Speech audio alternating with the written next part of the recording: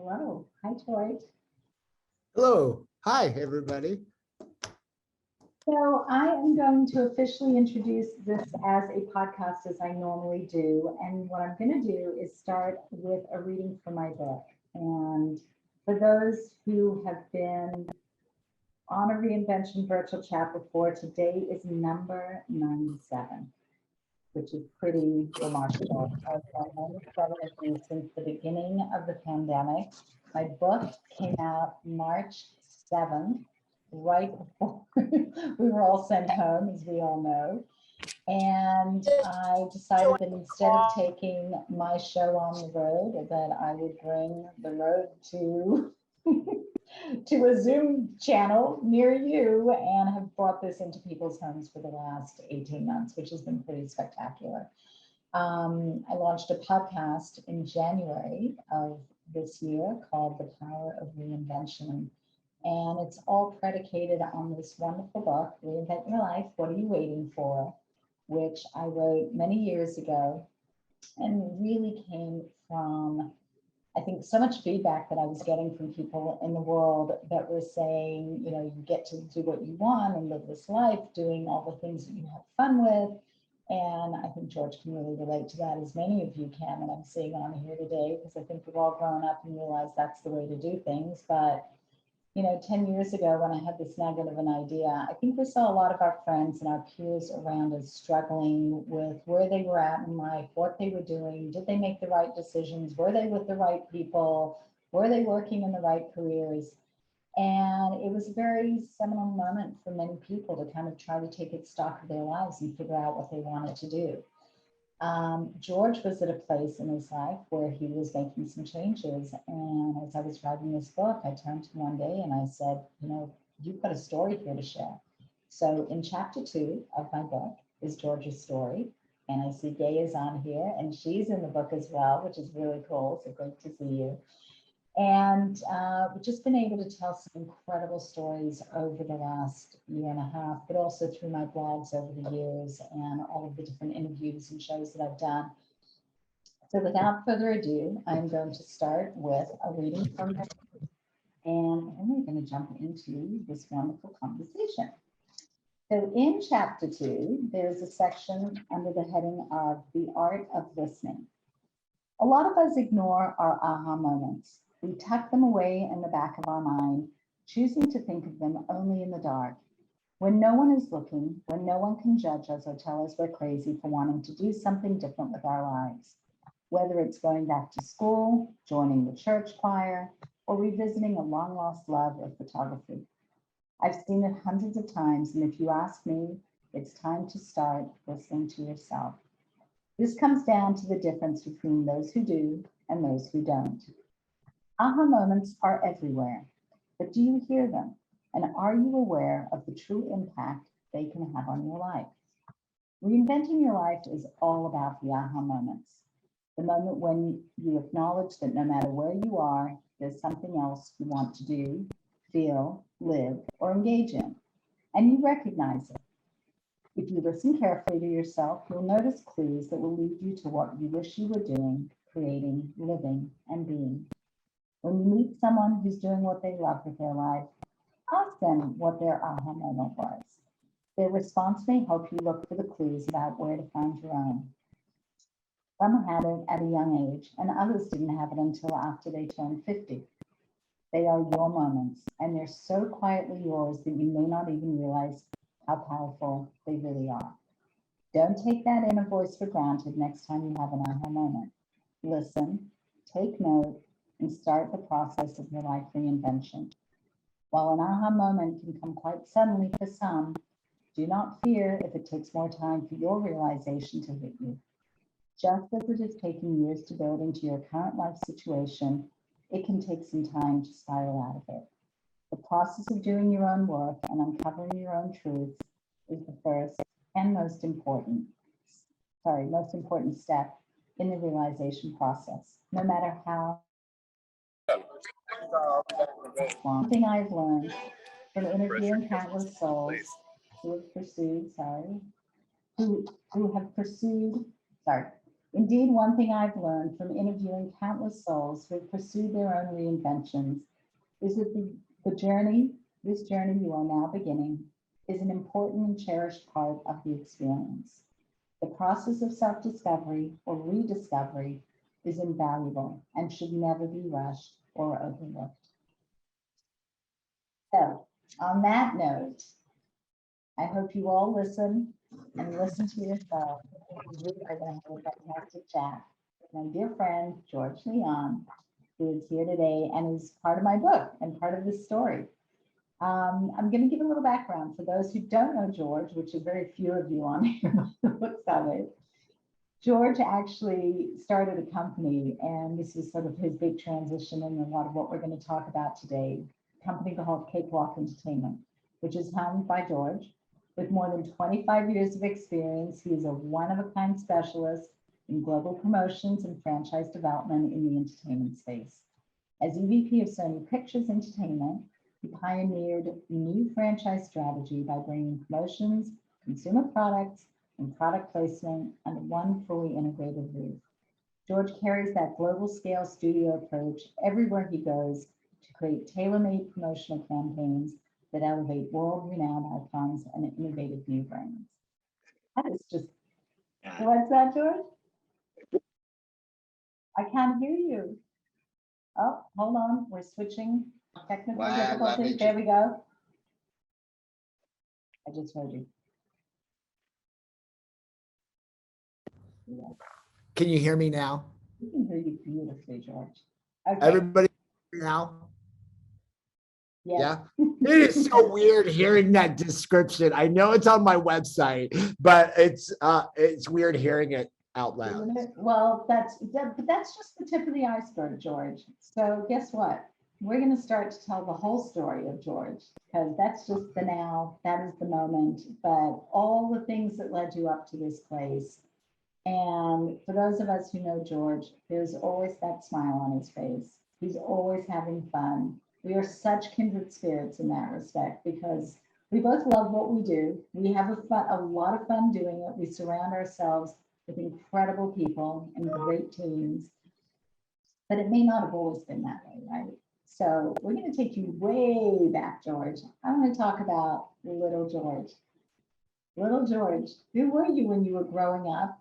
And did you look at the entertainment industry? Did you look at Hollywood and say, this is where I need to spend my growing years of my life? Oddly, interestingly, I think it's interesting. I'm a middle child. So I have an older brother, Frank or Panchito, and I have a little brother, Albert or Albitico. And I was that middle child. So I was always in the middle. My job was to keep us together and make sure that, oh, Frank, stop beating up on Albert. Albert, don't be an idiot. So I've always been that middleman. So my parents were always so worried because my older brother, my little brother was so kind of engineering, mechanical, architect, like that's how they think. And they're like, how is George ever going to kind of parlay his personality? He's never going to have a career. And little did they know that I'm the ultimate like middle child. If any of you have 3 kids, I'm the middle one. So that's been my job, always staying in the middle. And even as an early, I grew up right next to Sony Pictures. So as a kid, I've always dreamed about being in the entertainment space, and I just didn't know how to get there. And I remember cutting out pictures of movie posters and activities around movies and putting them in a notebook. Yes, I was that kid that had a notebook. Middle children always have notebook that had, like, Spider-Man on the front, or just a regular notebook? No, just like a little Parcheesi, little, normal school thing.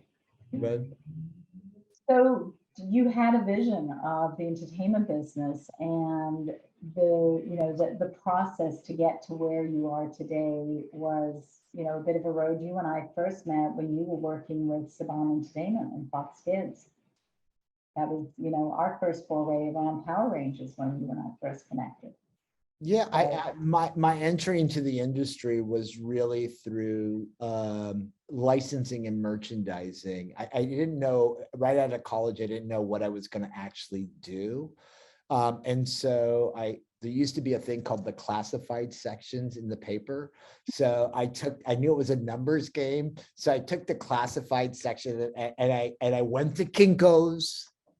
And I actually did 400 printouts of my resume. And I was right out of college, so that was just like barely a page. And I sent it out to absolutely everybody. And I got 2 job careers. One was selling insurances to senior citizens in San Diego. And the second one is I got called for this guy named Larry Harmon to do an interview. And I thought, well, instead of moving to San Diego, I'll just take this. It's on Hollywood Boulevard. I'll take the job. I'll do the interview. I had no idea. I mean, it wasn't the era where you could go online and like do Google search, right? Like you couldn't do that. So I just showed up and I realized, I went, wow. I walked in, I saw the carpet and went, that is the weirdest blue carpet in anybody's office. And then I sat in the chair and I went, that is the weirdest red color couch with blue. Like these guys have no taste whatsoever. And the guy turned around, it was Bozo the Clown. And so my first job was doing licensing for Bozo the Clown in a beginning era of licensing in the 90s in licensing. So I started there, then did a little other licensing for another clown called Jim Carrey for Ace Ventura.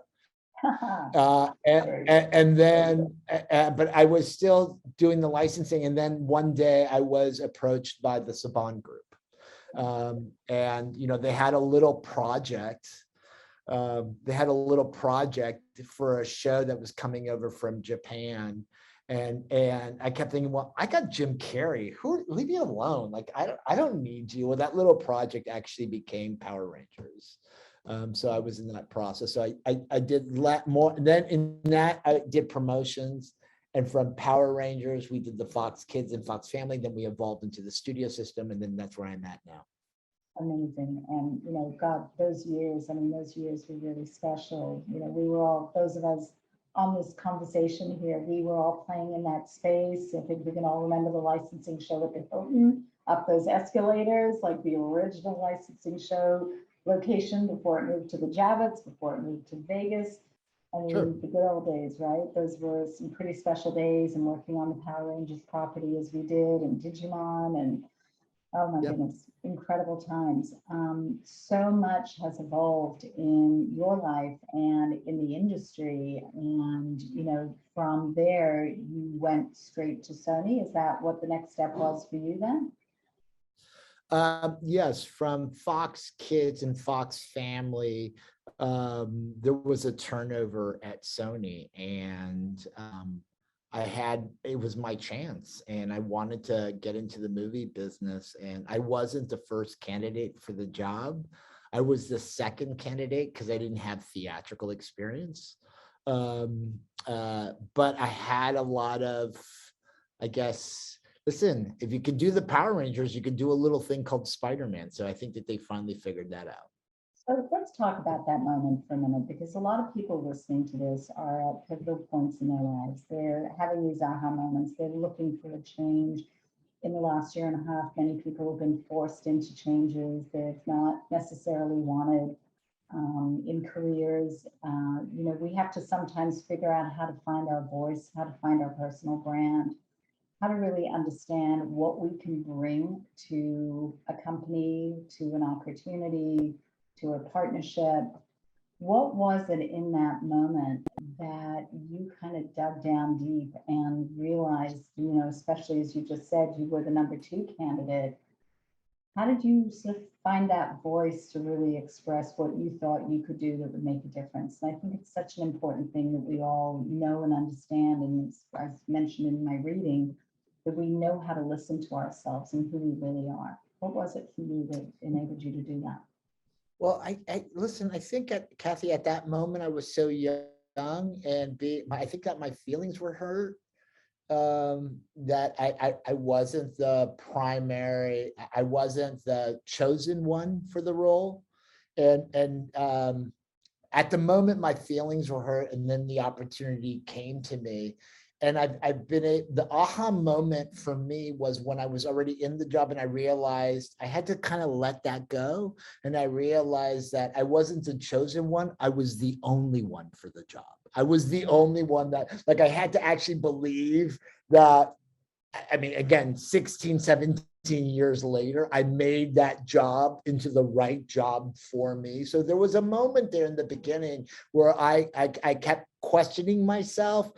I wasn't there.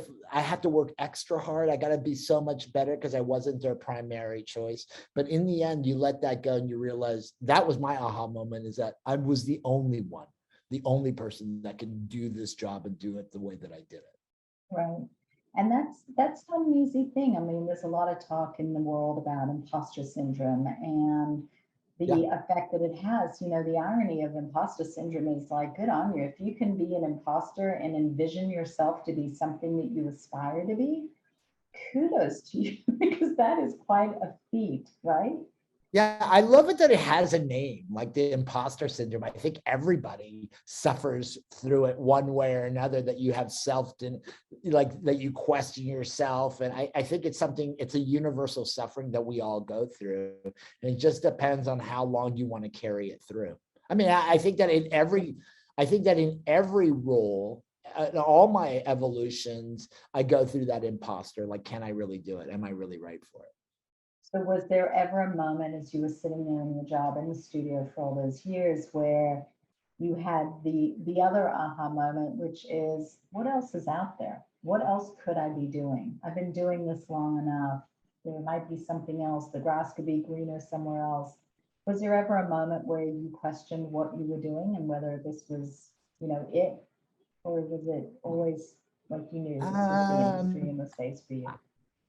Fortunately, in my time at Sony, I was so busy that it was continual growth.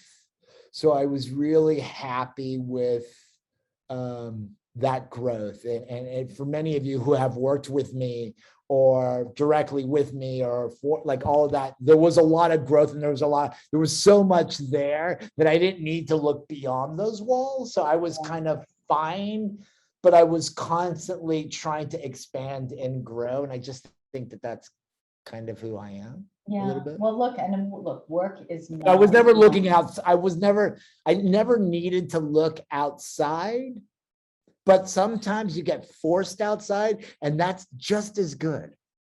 Let's talk about that, George. All right. Let's talk about that. Let's dig into that. What was that step in your life? Well, specifically at Sony, somebody was going to give me a park bench and name it after me on the lot, because that's how much, look at Gaze going like this. That's how committed I was. And like, I was that person. I really thought that that was where my future was. And quite frankly, there were a lot of things in my control and a lot of things that weren't in my control. One of it, I was part of a major kind of change movement at the organization. I mean, you have to think that the beginning to my end was the Korean hack, which was a paradigm shift within this organization, that it was outside influences that kind of opened up. And there were a lot of changes. A lot of my bosses got eliminated, new bosses that had changed, that had to come and change. My moment was, now I can look back at it, where I manipulated the situation for my embetterment. So I was living under my ego of it all, that my feelings were so hurt, but I couldn't tell people that my feelings were so hurt, but I couldn't deal with the change. And even though they were trying to give me opportunities to change, I just couldn't. And so therefore it was my time to go. And it's easy for me to say that now. It just took me a little bit. Well, it takes a while, exactly, to see it from the other side.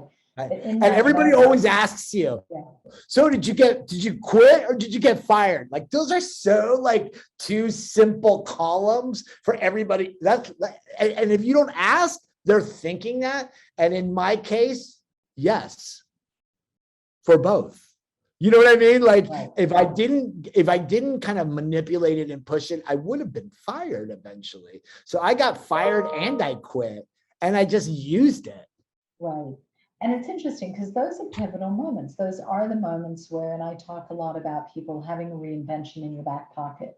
You know, you see it coming. We've got, you know, friends who are in the book that have been, you know, their stories, their anecdotes that have really, you know, been in a position where, you know, they knew the contract was ending in 6 months. They saw what was happening in the ivory tower of a company and going, okay, things are being bought, acquired, chopped up. I could be next on the block to go. And they start working on that plan B.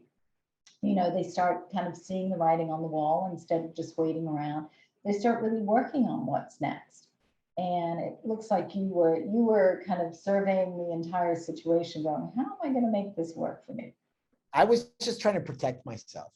Yeah. I was trying to protect myself. I was trying to protect my ego about what other people would think about me and where it was going to take us. And what am I ever going to like, what am I going to, hey, you're not breaking up with me. I'm breaking up with you. You know what I mean? Like that whole, do you know who I am? You know what I mean? Like that whole thing like starts playing in your head a little bit, but you don't know what you know, you're just an animal reacting to all the stimuli around you. It does take time to be able to look back at it and realize that all the impulses around you. Does that make sense? It does make sense. And I love that you brought that up because it is probably one of the most honest things that one can say in that moment, how they're feeling, fair or not. It is kind of a reality. And the other part of that is the reality of being attached to a title. Here you had this incredible title. You worked with some of the biggest projects and movies. You had to have been sitting there at the time going, if I'm not George Leon, the senior vice president of Sony Pictures Entertainment, who am I? And I've talked to CEOs and presidents who, you know, the moment they leave that company in a title, the phone's going to stop ringing, or that's the fear that the phone will stop ringing because all of a sudden your title is not the thing getting you in a door or making people call you back, or, you know, it's such an association after so many years. So I don't know if that kind of played in your head a little bit as well, but that seems to be a very common thing that people get detached from. I've spent 32 years as the CEO and president of a company. No one can ever take that title away from me. I created it, I made it, and that's what I've done for 32 years. And I remember 10, 15, 20 years in the business when all of my peers, like those of us here, would come to me and say, wow, you're the president of your own company. And I'm just climbing my way up a corporate ladder. And, you know, back then that was a big deal. Now we are all kind of doing a lot more and we're older and we're kind of all heads of big companies or doing things that are really of value to us. But was that something that, you know, was that a tough thing to separate the title at a big company at that moment when you realized you were walking out the door? For sure, 100%. I didn't realize, again, my head was in an ego cloud that I thought, nobody knows my title, but everybody knows who I am. I'm going to be the CMO of Pepsi. I'm going to be the president of Coca-Cola. I'm going to be the president. I was just like, my head was just like, I'll show you. Right? Like that was like in that like little like revenge moment, and something happened like around the 8th or the 9th month where I wasn't getting those opportunities and I wasn't getting those jobs, but I did get really some good sound advice. I really like people. I have to say that this couldn't be in my rear view mirror if it wasn't for friends and people that I thought I was going to lose everybody, that people really kind of gave me sound advice. I mean, just the easiest sound advice of, George, stop worrying about other people, that if they really liked you, they're still going to be there. And here I am 5 years later to say, absolutely correct, right? Another piece of advice was I'll credit. I always give credit where the advice comes. A gentleman by the name of Mark Owens. I know Oh, many yeah. of you know Mark Owens. For Mark sure. Owens pulled me over and took me to lunch. And I was spinning out of control because I wasn't getting the job and I wasn't gonna, what do you mean I'm not gonna be this? I went, blah, blah, blah. And he just said, George, do you believe in serendipity? And I went, serendipity? I can't even spell it. I have no idea what that means, right? And his whole thing was about kind of, you got here for a reason. Why wouldn't you believe that everything that got you here will get you to the next place? And he was absolutely correct. And then I have, and then Ken Stratman, many of you guys know Ken Stratman.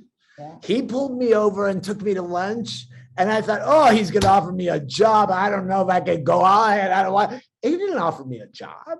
He pulled me over and said, you know what your problem is? What you think you're good at, you're actually not good at it. What you're actually good at is something that you completely dismiss, and people are willing to pay you for something that you dismiss. And what is that?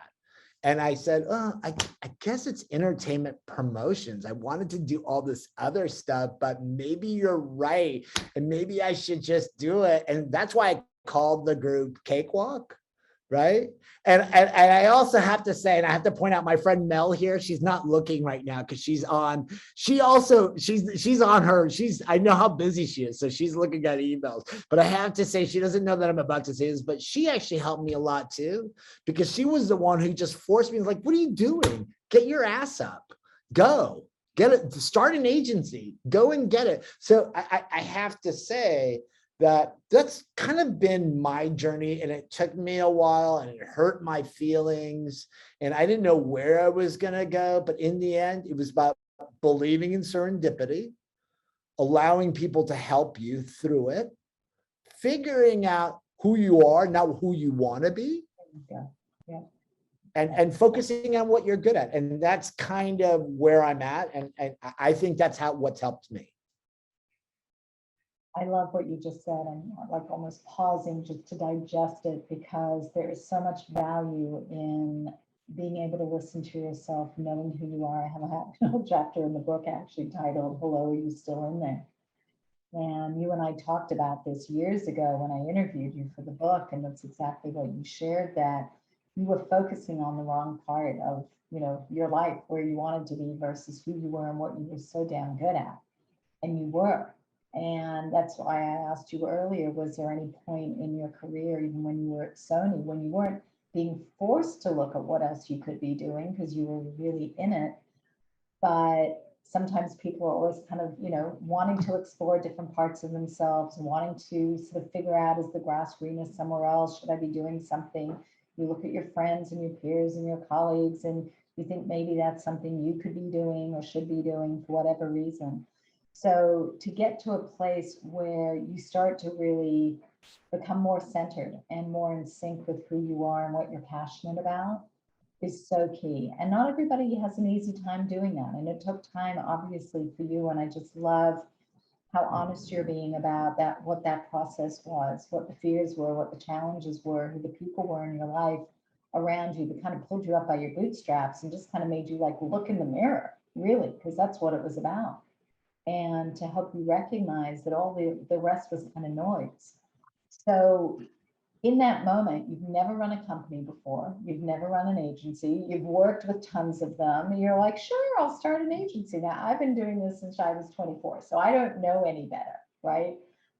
How was that? What was that trepidation of, oh my God, how do I do this? I don't have an IT department, I don't have an HR department. Like, what did that feel like day one?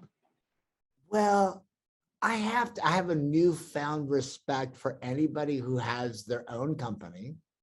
I have a newfound respect for anybody who does agency work, because when you're on the client side, it becomes so dismissive, right, about it. And I know that for a fact, now that I'm on this side, I'm a little bit more appreciative of how actually hard it is, right? And so to me, How was it? It was scary. This shit's so scary. Like, what do I have to do? I've got to go to legal Zoom and go get an LLC, and then I got to get an accountant. How am I going to do that and do all the work? So it's just a process.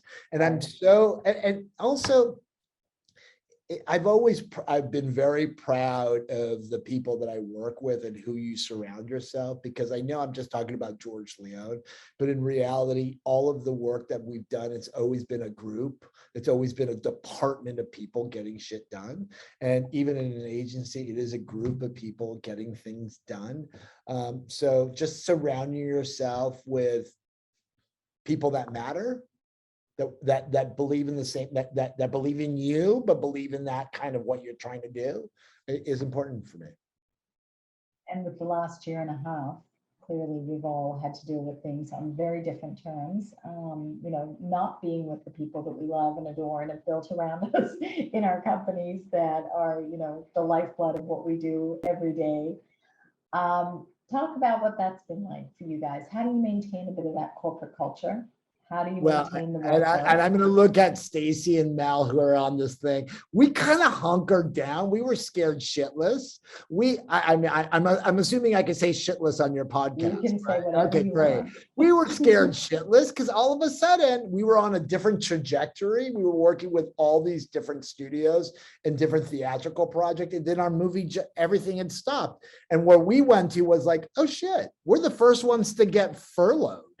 We're the first, like we're out, right? So we just, as a group, kind of hunkered down and just figured out who's our biggest clients, how do we bring value to those clients, and forget about how we were billing. How are we going to build to continue to build this value as a group? What's important, and I have to say, I don't know what article I read early in March that was the best advice. And that advice was over communicate with your clients.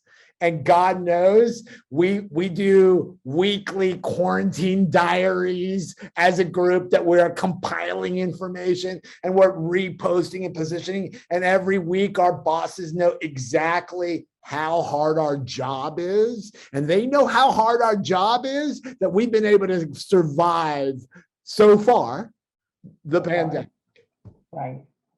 And do you foresee a time where, with the entertainment industry, everybody's going back to work? I mean, I know we're going through a bit of a roller coaster now, but will that affect how you'll run your business? Will it be different than it was before? Have you learned things that you will adopt to now that you're learning to do differently? Is it everybody work from home Fridays, but let's get back in the office? Is it, what is it? For sure. Well, first of all, we had to try different types of businesses. We had to get out of just theatrical movies and go into the streaming world and do PVOD releases and get that experiences. We also started to do a little bit more licensing and merchandising. And then we also started to step out of that space and work for companies like Hasbro. So there's there were really kind of smart decisions to kind of diversify the type of work that we've been able to do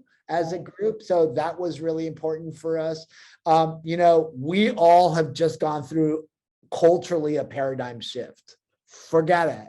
Like it is this one moment has changed everything. It's changed how we all act and how we feel about ourselves and with each other, but it's also changed business. And we personally, as a group, we feel that our business is completely changed, and this paradigm shift will continue to move forward within the entertainment and the Hollywood business. We're starting to see windows collapse, that one day we're working on Respect and it's a theatrical movie, and then, oh shit, we've got a PVOD in 2 weeks, or right. Hey, we're gonna release day and date with a PVOD, and how do we adjust? So that we are really happy to be stuck and be part of the change, because it's never going to go back. It's going to move forward. And I have to say, as a sales group, we're really good. It's like having a TV show. It's like having this presentation. We are constantly pitching, and we have more ability to walk into boardrooms, digital boardrooms, and present our ideas. We have more opportunities now than ever. You don't need for me, Kathy, to fly over to London or to New York to sit in a boardroom and for me to present to you Adam's family. It would just take a 30-minute call and you're live, especially that we're in a visual state. So Right. we're all about visual. So our business, we are, as a group, I believe that we are far more better today than we were pre-pandemic. So I'm sitting in my office by myself, out of the house, because I still have to pay the goddamn lease. I still have to pay for it. But I have to say, I can't convince the team to come to the office. Oh my God, you and I both. I'm feeling the same. I'm like, I go sit in my office. I'm like, anybody want to come join me? They're like, no, we're okay. I'm like, come on, you I would try to convince them if I knew it actually would help in their efforts, but it doesn't. I mean, everybody is working at 110% and everybody is out there and we all live in this space. We're all in this digital virtual space. So we can do that from anywhere. Yeah, you're right. And look, I think there has been, without question, a silver lining to, you know, how we've all looked at business. Those of us who own businesses, and, you know, the topic for this conversation was kind of coming out of that corporate world into an entrepreneurial world. And for those of us who are, you know, whether it's something we created years ago, we're trying it on for the first time, it's such an incredible thing when you get to really appreciate this reinvention in business right now and what it means and how you can dimensionalize everything you've ever known, what you can do. And yes, you can, it's so acceptable to do these presentations and meeting and pitch calls. I mean, we deal with CMOs of every major Fortune 100 company every day with every client and every project that we represent at my agency. And, you know, it's very democratized when everybody's in the same square. You're not walking into somebody's office and feeling very overwhelmed by the magnitude of the big office that they're in, but rather you're all sitting in the same size square having a dialogue with one another. It kind of evens the playing field a little bit. Yeah. I also think it's made everybody very punctual. Oh, I've always been a very punctual person, and like There's you no gotta traffic. show up on time, right? It's made everybody really good about showing up virtually on time. I love that. Well, speaking of punctual, I'm going to ask you a really fun question, because if you were to have a dinner party and you wanted everybody up to show up on time, you got to pick 3 or 4 really amazing people, dead or alive, that you would love to have sitting at your dinner table. Who would those people be? Only my family and friends. No, honestly, like I celebrate with my family and friends. That's beautiful. I love that. I love that. Well, hopefully they'll be punctual. And a lot of kids, and a lot of kids around me, and a lot of kids. I always forget the parents, send the kids. Come join our family's birthday dinner tonight. There's about 18 of them, a lot of them. That's great. Any favorite podcasts or books or things that you've really been zeroing in on just for fun, whether it's business, whether it's personal, anything that's really exciting you lately? I am an avid reader and I have a bunch of different book clubs, but I have to say what I've discovered during the pandemic was I was always a book snob. So I would always make fun of people. I have a friend, Rita Proziak. She would always say, oh, well, I just read this book and I just read that. And I'd be like, well, no, you didn't. You listened to it like a book on tape. That's not really reading. I was so mean to her. I was always so like rude, like, oh, you little person, right? And then all of a sudden, guess what? I discovered Audible books and I've realized it takes as much, if not more, concentration in doing that. So I like Audible books. I love that. I apologize to all my friends that I was so rude to. Well, I do both. And if you're going to do an Audible book, I'm just going to recommend one because I can't help it. Yours? Mine's not audible yet. I was gonna Okay. do it. Then we kind of had a little thing called COVID get in the way. And so we got to get back on track with that. But Matthew McConaughey's book, Green Lights, if anybody's gonna read that book, which is unbelievable, I highly recommend you do the audible version because there's nothing like listening and talk for 8 hours. No, it's fascinating. All right. There is so much to that human being that I don't think anybody realizes. I'm Yeah. sorry. Are you talking me about the emotional depth of Matthew McConaughey? The spiritual depth. Of spiritual depth. Okay. Next question. That's- I mean, honestly, next question, I please. love that. Okay, one more for you. What is on your bucket list? What is on my what? On your bucket list? What do you aspire to do when the world opens up and there's no challenges going anywhere, doing anything? There's something really special or fun that you see. I have a lot of stuff, but I think there's this great, I don't know if it's in the Netherlands, I don't know where, but it's in that area. Sorry, I'm a product of California education, so I don't know many of the, right? So it's in that, it's this floral parade that has incredible artistic. It's not like the Rose Parade or anything like that, where you've got like the Addams Family float coming down. Right, It's not like that. It's real artistic interpretation through flowers with all these artists that does a parade. I'd like to do that. Okay, well, I I'm know. gonna have to look into that. I love that. Cozumel, I don't know. I'll send it to everybody. Cozumel? No. It's in the Okay. Netherlands. Well, if anybody knows, put it in the chat. Yeah. Anybody's Googling or researching, I don't know. Marvin says Corso. Oh yeah, I think that sounds a little bit familiar. Course, something Corso. like that. Something, right? I said Cosmos, but check it out. It's really trippy.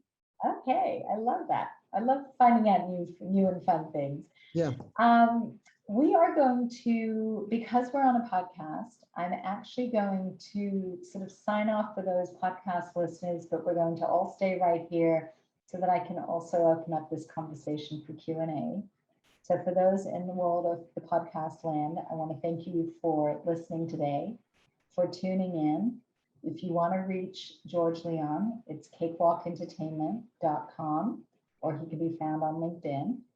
And of course, if you're looking for a copy of my book, Reinvent Your Life, What Are You Waiting For? That you can find at the reinventionexchange.com, on Apple Books, on Amazon Books, both in ebook and paperback, and of course the podcast of Reinvention and the Reinvention Virtual Chats, which we are on today. And I am going to sign off and say thank you to George so much for being my guest today, but please nobody else go anywhere. We're going to have a little Q&A together. And George, thank you for being here on my podcast today. Bye, podcast people. And we are going to keep going.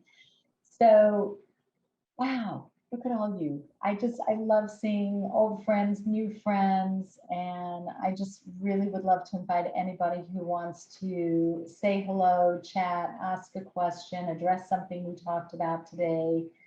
You know, the moment of reinvention in our lives is so special. We learn so much from other people's journeys, which is what my book features, 30 stories and 26 power tools, because sometimes we just need that level of motivation. We sort of feel that aha moment in our lives.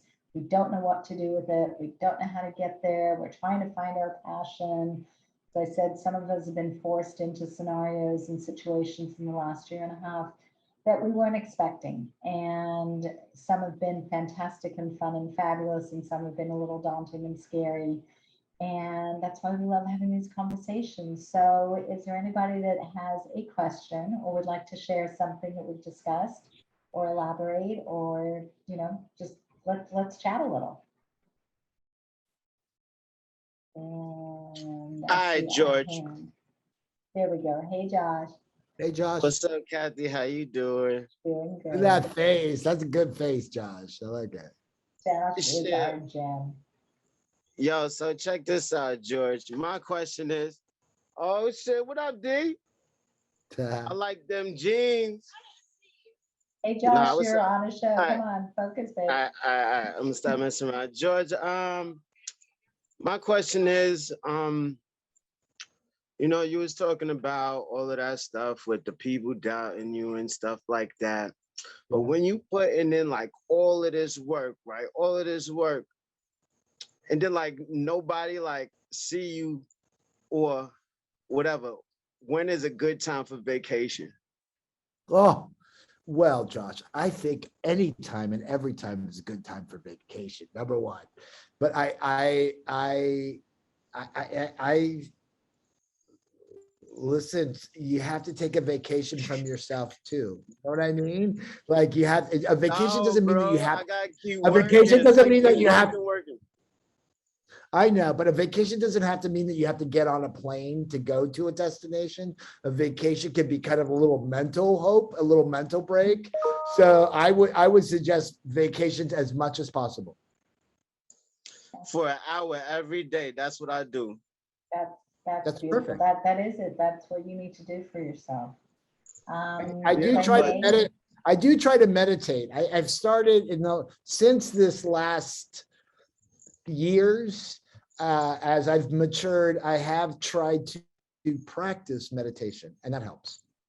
I It love that. works. It works. Thank you. Works. I'm gonna turn to Shelley and then Eric.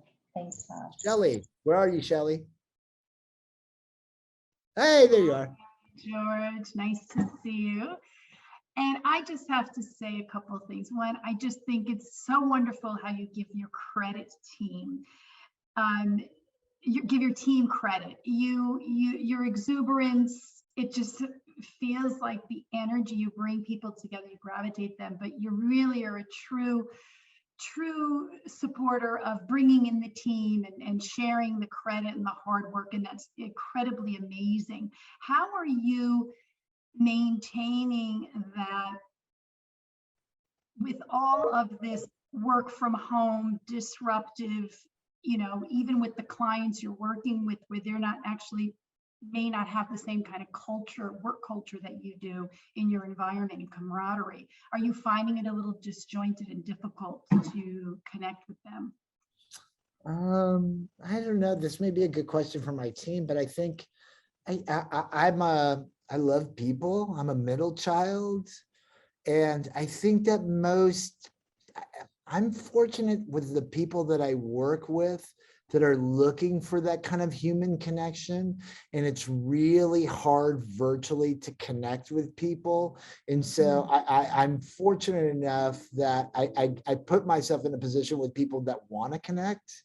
And so I'm lucky that I don't know if I have that answer. I don't know if I know the answer. It almost sounds like it comes a little naturally because of the team you have around you. I feel like for me that does, it's not a forced situation. It speaks a lot to the temperament and the personalities of who we work with and who we are. And I think, in a way, when I hear that question and I'm answering it in my head, it's because of who we surround ourselves with. And maybe that's what just kind of makes it a little easier. And, we're not talking about huge corporations here with 300 people and figuring out how to corral the different divisions and the water cooler talk and all of the culture that one has to really create. Yeah, I have to say that I also, frankly, I think I benefit from the industry and the love of the industry that I have, right? That I get to, hey, I'm talking to you about James Bond. Hey, I'm talking to you about Creed. Hey, I'm talking about you. You know what I mean? Like at least that is at least light connecting. Entertainment is a little easier to connect with people than other things. Yeah. I'd be a shitty doctor. Not necessarily. Doctors could use a little energy. Humanity in that part. Right. It's very infectious. Thank you. Thanks, Shelley. I'm going to jump to Eric and then Marvin. Hey, George. I was wondering when there's people that you value their opinion and they are not supportive or, not supportive of you. Do you find, is your reaction to try to convince them, win them over? Or do you think it's better to just move on and let them figure you out later on your own kind of thing? I think, Like I in think that's regard a- to I your think that's company. I think that's a great question, Eric. I think that's my flaw, that I want to win you over and I want to win them over. The flaw for me is, why would I value anyone who doesn't, you know what I mean? Why would I place value to anybody who doesn't like me? Mm. But I'm like you, Eric, right? Like, I always feel like, oh, don't worry, I'll convince you. Maybe that's the middle child syndrome. I don't know. Like, but I think that the flaw is in putting value into people that you think don't like you or don't like you, right? Is that what you asked me? Yes, yes. Yeah, as I'm starting a new venture, there's a lot of people that just don't get it. And I'm like, Hold on, do hold I on. win them over or do I just wait for them to? Hold on, Eric. You are going to be successful at doing your puppetry. You are going to be successful doing your entertainment because people are going to recognize the love you put into it. And if people don't get it, I didn't hear that. Say I that got again. bleeds. But you know what I mean? Like, honestly, that's the one thing about sometimes talent that I've noticed, is that they live in their world and it's in their space. And so if they could do it, you should do it too. Live in your space. Yeah. Thank you. Great. And we could do a whole episode on that, Eric. So, I'm gonna make a note on that topic, because I think there is something about feeling a sense of conviction in who you are, what you believe, and those, and I do talk about it in the book about that, when you're starting a business, you're reinventing some part of your life. You're going to move on from a relationship. You're always going to have people around who don't agree with you. Yeah. And there's nothing better than getting the last laugh, knowing that you stuck to what mattered to you. And as George went through, he went through a phase where, he had to learn to understand that what he was really great at was what he was going to really hunker down and do and be. And when you know that, the rest is all just noise, and it's all going to be left in the wake behind you. And Eric, I suffer the same thing you do. I think we all suffer the same thing, right? It's easy for me to just say what I just said, right? Sometimes it's hard for me to take that same medicine. So just know that we all suffer that. Everybody does. Yeah, most definitely. Before we have to go, can I have Marvin? You've got a few minutes. Let's Marvin. Marvin. George, I have to say, you're not a doctor, but I think you're pharmaceutical company's best competitor, because they should bottle the George Leon nuggets of humor instead of giving them Prozac. Well, I guess there's medication for everything. But your organic humor and your authentic nature is such a breath of fresh air. I feel like Kathy in basically introduced the audience to come to her meeting with your team, and we got to enjoy it all. Thank you. So without a 2-drink minimum. So There you go. my question for you is, seeing your authenticity, seeing your humor, seeing like you're really like, a very genuine person in an industry that usually has two sides. The one side, what they tell you, and the other side, when they close the door and get in the room, what's really going to happen. How is the serious George and the business George? How do you separate the two on an ongoing basis, seeing your personality coming through all the time? It's hard for me, but I have two sides as well. But I think that I keep saying it. I think that the middle child continues to seep out, even on the business side of it all, where I want people to work together and to be happy, and to. But I am two-sided as well. I get angry and fight, and I don't know. I don't know how to answer that, Marvin. I think that's better for the group to answer. Mhm. But it is, you can't be, yeah. I think I'm His just, emotional intelligence, Marvin, he just know when to talk and when not to talk. He know when to bulldoze people, and he know when to push and shove. I think I know how to guilt people out to do what I need them to do. And I look at Stacy and Mel. Hold on, guys. Is that right? Well, but also I think when you know, and there, you know when to be soft and when to play and when you can let things Amy. go. Hold on. I'm seeing your Amy's. Amy, wait, have you been here all this time? Have you been here? I've been here. Have you I've been been listening to listening. this? Have you been listening to this crap or what? Right, but that last thing, you're so good at both of the. I mean, when you work with you have both of the sides come to work, and when you go like that, and you're like, Yeah. you take it seriously, and you know when to pay attention, and you are generous in that way, and serious, and like, I want to say aggressive, but that's a terrible word. But I think for your talent and having cared, yeah, exactly, because I felt really cared for, and I just saw such a strategic but yet compassionate person in my experience with you. So no, I haven't been here the whole time. I did jump on. I'm curious. I'm a fan. So it's good to. Good to Well, see and for you, those Amy. who have Thank you. friends who Good didn't guys make win. it today, just know that this will be on the website as are all the virtual chats, all the podcasts. So within the next week, 2 weeks at the most, the podcast will be up there. The virtual chat will be up within 48 hours. So you can share this with others and just direct them here if they want to listen in, and we'll post it and all that too. So thank you, Amy, for joining.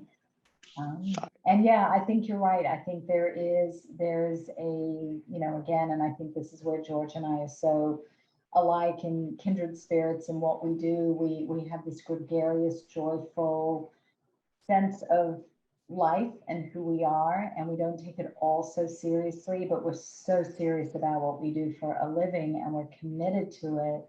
But as I always say around my agency, just get the job done, but do it with a smile on your face.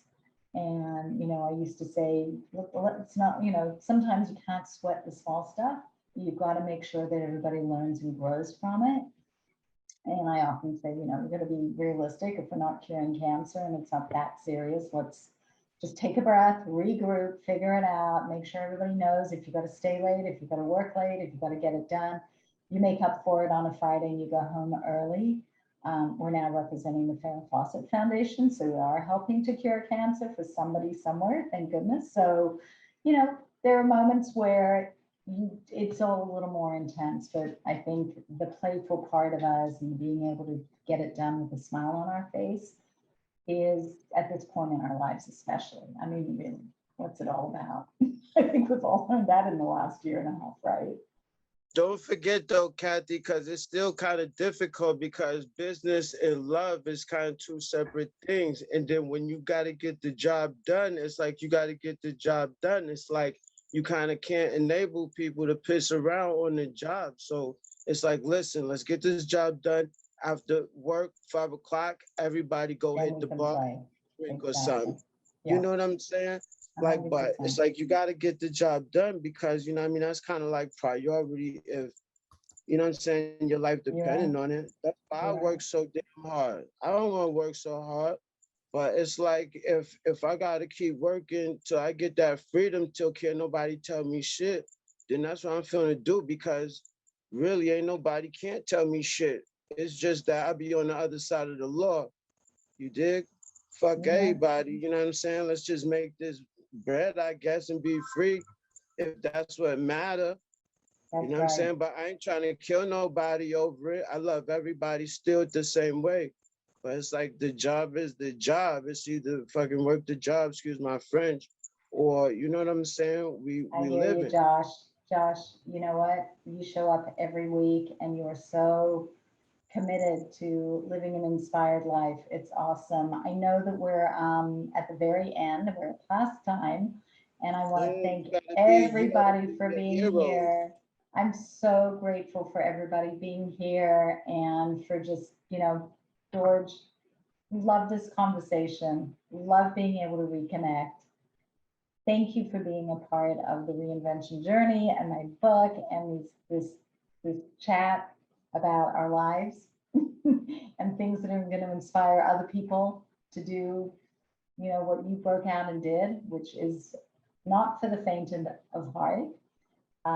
Having your amazing team clearly is making it fantastic, and I know some of them, so it's really cool for me to see you here and know who they are and how they contribute to your life. And I think, like me, you know, you're so grateful for those. I have Xenia and a wonderful team behind me that just make every day really fantastic, and we get to do what we love, right?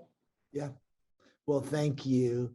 Keep up the great job. Keep helping people, moving things forward. Thank you, everybody. Everybody And have a wonderful day. email me, text me. I mean, we're busy, but call me. I don't like. We don't need to talk on a Zoom or on a No, podcast. definitely Reach out, not. people. Hey, I'm way past that. I'm on real-time cocktails at this point in my life, so. All right. Bye, everybody. Thank you, everybody. George, can I Happy email you? reinventing, everybody.